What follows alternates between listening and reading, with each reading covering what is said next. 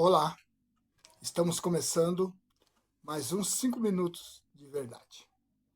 E eu gostaria de falar hoje sobre liderança. Hoje está complicado, não é? Você ser liderado hoje em dia. Os líderes hoje se esqueceram da Bíblia, não é? Eles estão envolvidos com coisas desse mundo, com práticas desse mundo, querendo dirigir as ovelhas como se fossem empregados, não é? E isso é muito complicado, porque a Bíblia ela, ela dá todos os meios para você ser um excelente líder. Eu, eu gosto de pensar, né, e falo constantemente isso, de que na Bíblia não existe nenhuma palavra, nenhuma vez, nenhuma citação sobre você tem que fazer isso ou aquilo. Na Bíblia sempre está dizendo que quando fizeres, se fizeres. Então, se você quer ser abençoado, obedeça a Bíblia. Não é? Eu também não dou desculpa para aqueles que saem da igreja por causa de maus líderes. Como eu já disse, Davi teve o pior líder de todos. Não é? Mas ele não desistiu do Senhor. Ele continuou adorando o Senhor. Ele continuou buscando o Senhor. Ele continuou na direção certa. E é isso que temos que fazer. A Bíblia é o nosso norte. Não é? Eu não estou dizendo aqui para você desrespeitar o teu líder. Eu sempre friso isso também. Mas você olhe para a Bíblia. É a Bíblia que te norteia. Ela é lâmpada para os seus pés e luz para os seus caminhos. Não esqueça disso. Tem muita gente aí trabalhando com psicologia, não é? Na liderança da igreja. E a psicologia é boa.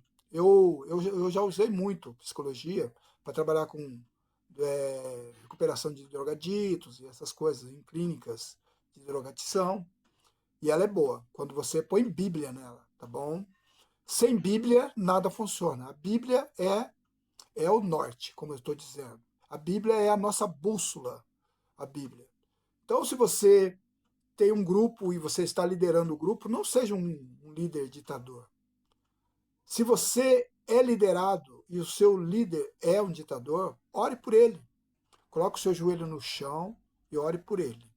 Porque o único que pode mudar o coração do seu líder é Deus.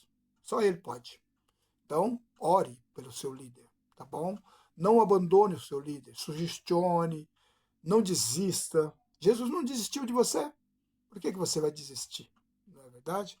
Então, para não ficar nas minhas palavras, aqui em Provérbios 16:32 diz assim: melhor é o longânimo do que o herói da guerra, e o que domina o seu espírito do que o que doma uma cidade. Veja só a importância que o sábio Salomão dá à pessoa que tem autodomínio. Não é? E hoje é o que está faltando muito. As pessoas fazem até cura interior e aquela coisa toda. Hoje mesmo estava conversando com meu filho e estava falando para ele sobre isso. Hoje as pessoas acreditam muito numa cura interior psicológica, não é? E a cura interior ela se dá pela Bíblia. A Bíblia diz assim, ó: conhecereis a verdade e a verdade vos libertará. Então, tudo que você precisa está nesta palavra aqui, ó, nesta palavra, aqui, ó, nesta palavra. Então, não desista de servir ao Senhor. Não desista de buscar ao Senhor, de servir a Deus, tá bom? Mas você que é líder, não seja um mau líder. Você vai dar conta disso. Não esqueça disso.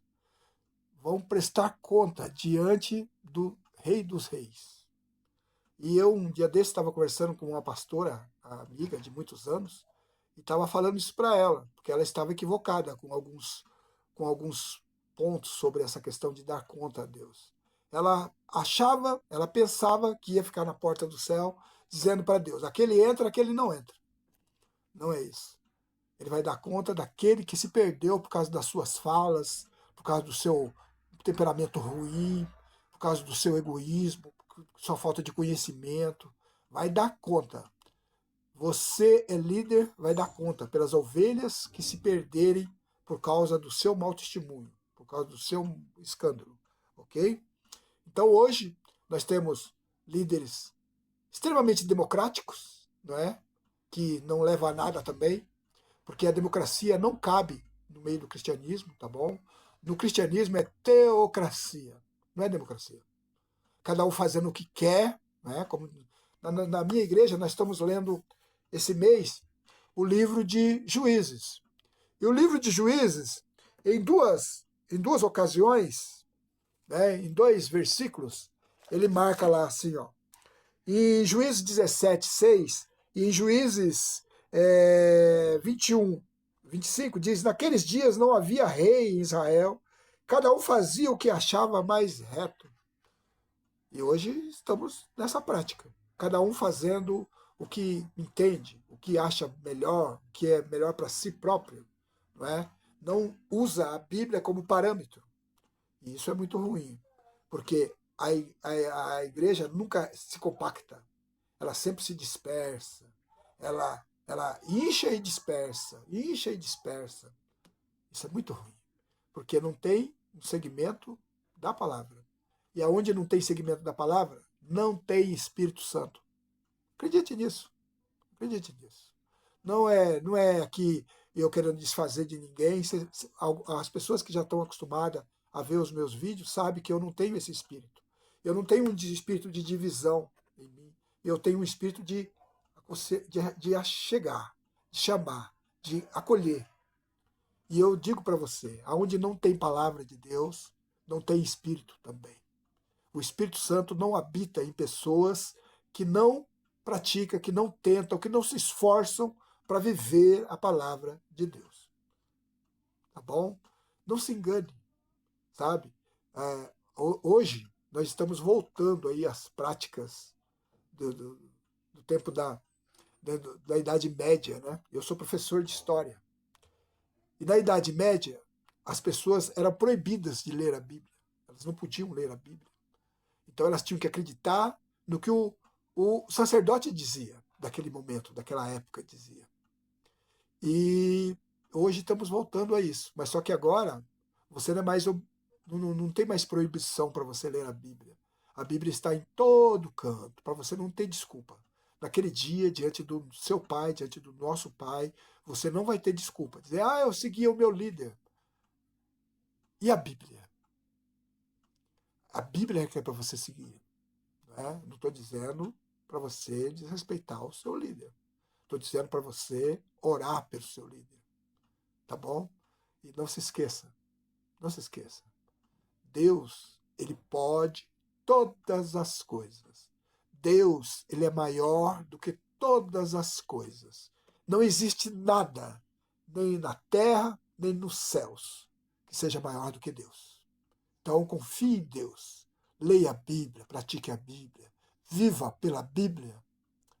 Cristão que quer viver aí por coisas do mundo, querendo riquezas, querendo fortunas. Eu não acho errado que você tenha, não é? Mas ter fortuna não quer dizer nada. Eu conheço um monte de gente que tem um monte de coisa e não tem paz, não tem amor, não tem graça, não tem saúde. Não, é tanta coisa que falta, não é? Mas tem um monte de coisa, tem conta alta, tem carros importados, e por aí vai. Mas queira as coisas do alto, em primeiro lugar na sua vida, tá bom? E nosso lema, aquele que não é grato pelo que tem, não é digno de pedir mais. Deus te abençoe.